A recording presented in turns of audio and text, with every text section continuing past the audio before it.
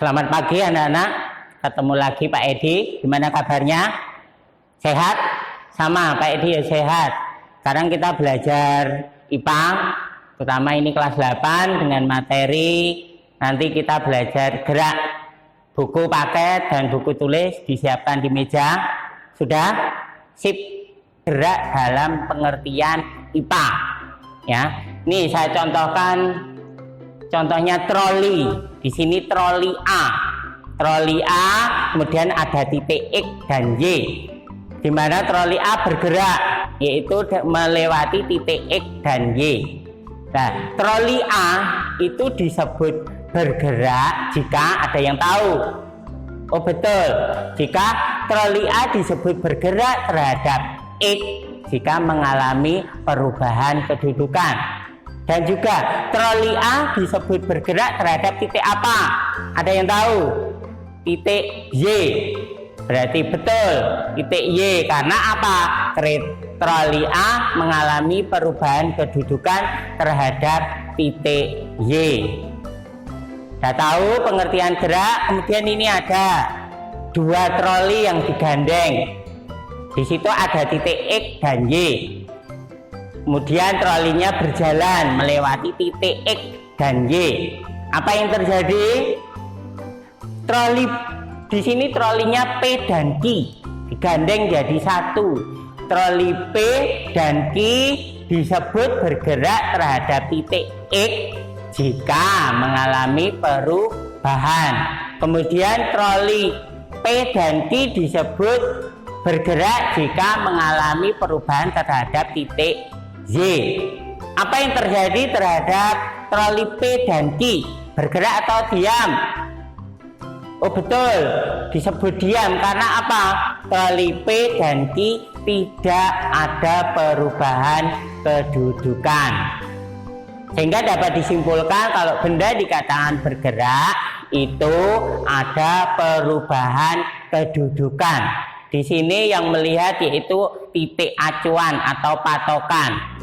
Berarti dari situ bergerak itu relatif atau bersifat relatif, yaitu mengalami perubahan kedudukan jika dilihat dari titik acuan atau patokan.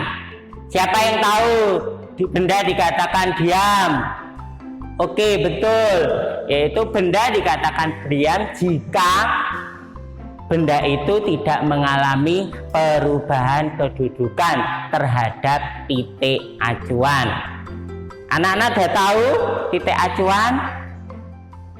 Betul, titik acuan sama saja patokan atau orang yang melihat. Oke, kita lanjut. Benda dikatakan bergerak bila mengalami perubahan kedudukan atau perubahan tempat terhadap titik acuan atau patokan.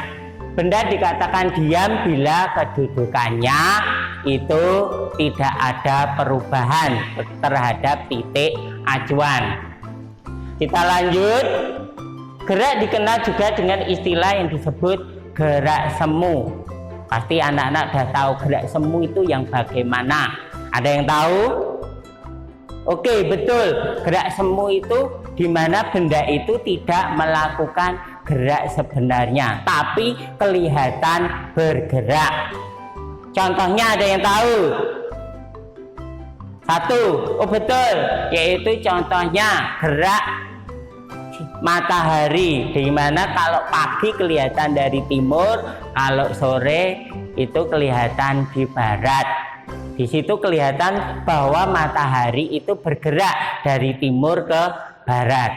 Tapi sebenarnya yang bergerak bumi. Bumi berputar pada porosnya. Kemudian yang kedua, jika kamu naik mobil atau di dalam mobil yang bergerak melihat pohon atau tiang listrik di samping jalan, kelihatan yang bergerak tiang listrik atau pohon. Padahal tiang listrik diam, pohonnya juga diam. Yang bergerak mobil yang kalian tumpangi. Perubahan kedudukan itu akan menimbulkan jarak dan perpindahan. Sehingga kita bahas jarak itu apa, perpindahan itu apa. Jarak adalah seluruh lintasan yang ditempuh oleh benda selama benda itu bergerak. Jadi diulangi, jarak adalah seluruh lintasan yang ditempuh oleh benda selama benda itu bergerak. Perpindahan itu apa? Yaitu selisih antara kedudukan akhir dengan kedudukan awal. Supaya lebih jelas, ini ada contoh. Misalnya ada seorang siswa yang berjalan ke arah utara sejauh 3 km. Kemudian setelah itu dia berbelok ke arah timur sejauh 4 km. Berapa jarak atau perpindahan orang tersebut? Benda itu yang pertama ke utara 4 km, kemudian ke timur 3 km. Berarti jaraknya sama dengan 4 km ditambah 3 km sama dengan 7 km. Jelas? Kita lanjut ke perpindahan.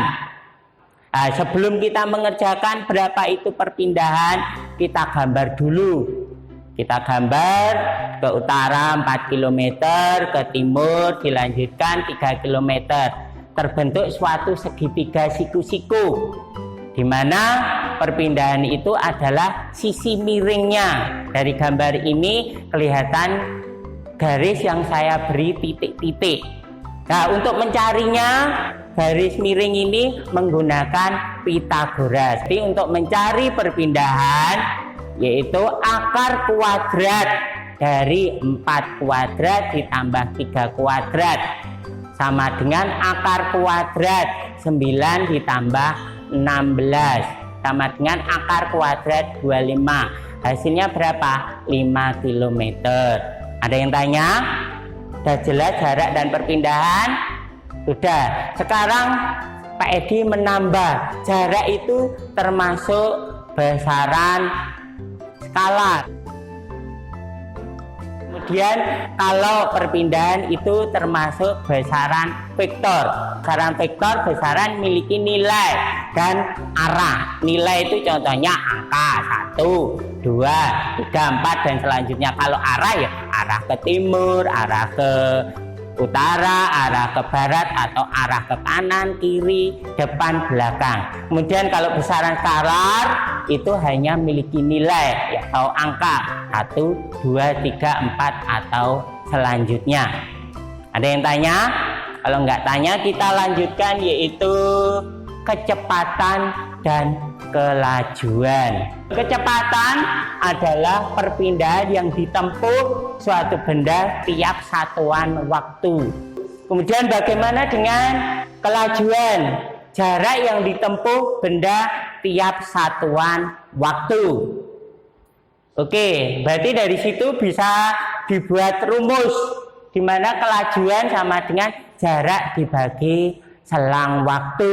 Jarak satuannya meter, selang waktu sekon.